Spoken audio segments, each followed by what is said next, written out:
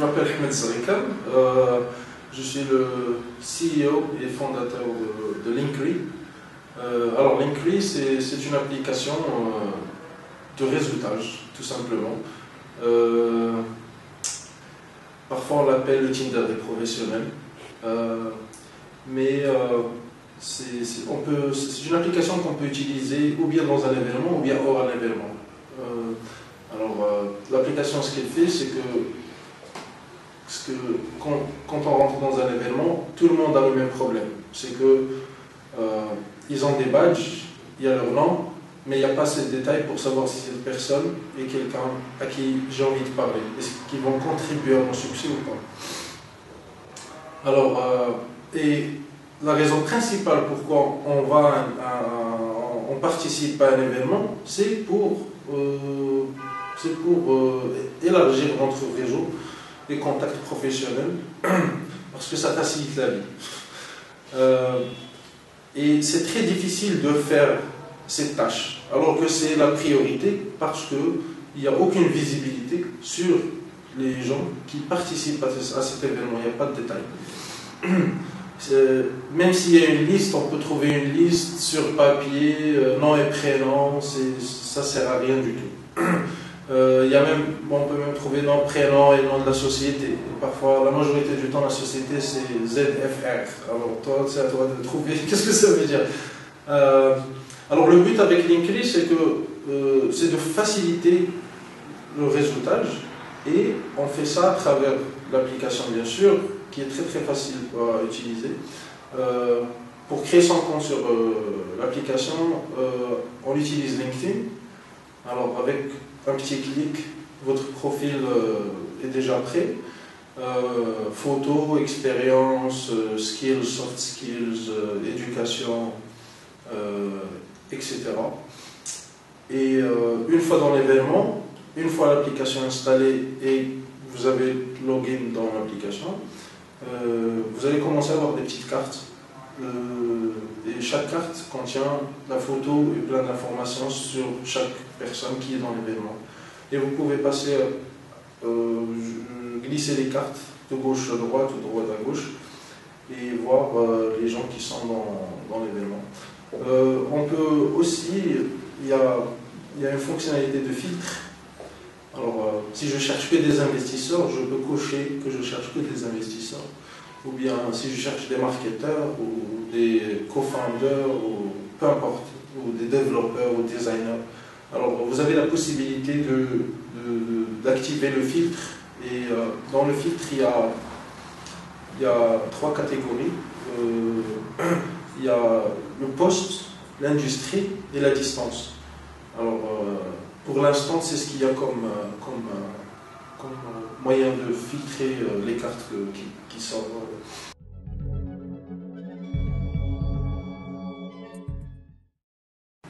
Tout d'abord, on voudrait dominer le marché marocain, parce que, premièrement, je suis marocain, alors je voudrais que le Maroc ait cette technologie avant d'autres pays. Aussi, on veut tester notre produit ici, et atteindre un certain niveau de maturité avant de pousser le produit dans d'autres pays.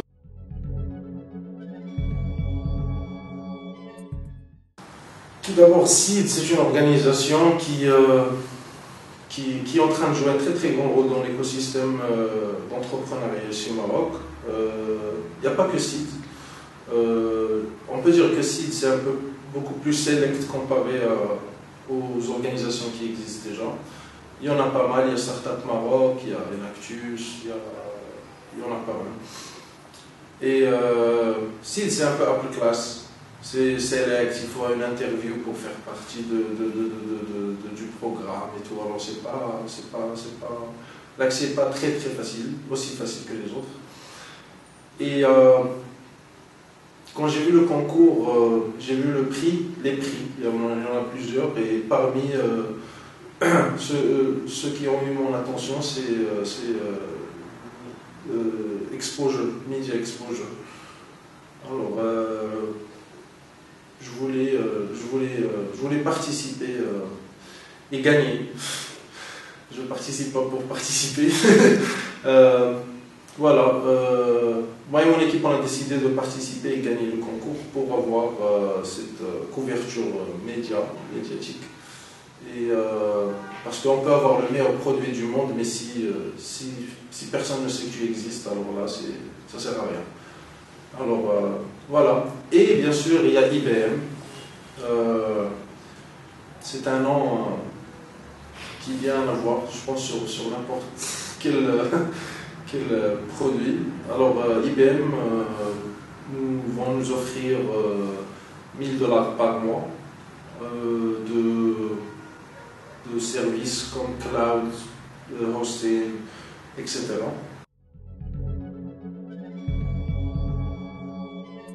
Je suis allé aux États-Unis, j'avais 11 ans, à peu près 11 ans. J'ai eu mon bac aux États-Unis. Mais tout ce qui est technologie, ça a commencé au Maroc. Parce que mon père, il était fournisseur d'accès Internet avant Maroc Télécom au Maroc. Alors c'était le premier fournisseur d'accès Internet. Je pense même en Nord d'Afrique, c'était en 1992. Et alors j'ai grandi dans cet environnement. Et quand je suis allé aux États-Unis, c'était comme si j'ai changé de voie. J'étais dans une route nationale et après je suis allé, c'est l'autoroute. Alors vitesse d'apprentissage, l'information, la mentalité, l'environnement, même le niveau études ici au Maroc, je me débrouillais très très mal. Et quand je suis allé aux États-Unis, j'ai beaucoup aimé le système américain. Ça m'a responsabilisé. Parce que quand tu fais une bêtise, ils ne te filent pas une de claques et appellent tes parents. C'est pas comme ça que ça marche. Quand tu fais une bêtise, à la fin du cours, ils t'appellent, ils te parlent, ils te traitent comme un adulte. Et automatiquement, toi, comme personne, tu as honte de décevoir cette personne. Parce qu'elle t'a bien traité, et t'a respecté et estimé.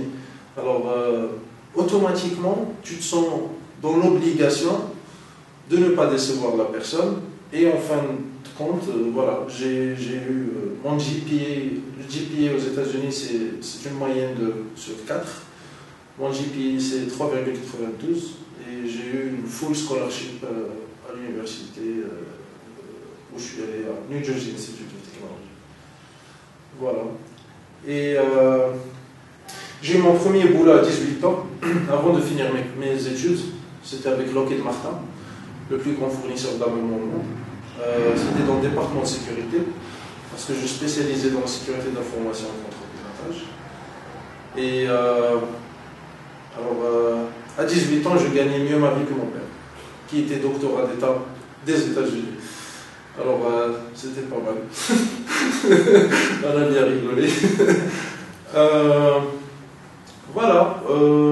Après, j'ai lancé une petite société de service. Ça n'a pas marché très très bien, pas aussi bien que je voulais. Après, j'ai lancé une autre start-up qui s'appelait Poupy. C'est une start-up hyper simple. C'était même pas une start-up, c'était un site web qui a bien marché. Et après, je suis revenu au Maroc. J'ai bossé 1 ou 2 années ici, j'en avais marre. Je suis parti à Bali, j'ai bossé en Asie, j'ai travaillé comme CTO, Chief Technology Officer d'une boîte australienne. Et ça m'a re-inspiré pour refaire quelque chose d'entrepreneurship. Et j'ai démissionné, avant de savoir ce que je voulais faire. J'ai démissionné. Et j'ai commencé à m'investir dans ce que je voulais faire. Et c'est là où il y a eu une autre start-up qu'on a, Jumpstart Africa. C'est la première plateforme de crowdfunding qui couvre toute l'Afrique, dédiée que pour l'Afrique. Voilà, c'est genre un Kickstarter pour l'Afrique. Voilà. Et pendant mes allers-retours entre l'Asie et ici, j'ai rencontré Zineb de Startup Maroc, qui m'a fait découvrir l'écosystème Startup Entrepreneur au Maroc. Et quand j'ai vu ce qu'il y avait, que ça avançait, et ça existait, je ne savais pas même pas que ça existait, alors c'est là où j'ai décidé que je dois passer beaucoup plus de temps au Maroc et contribuer à l'écosystème au mieux que je peux.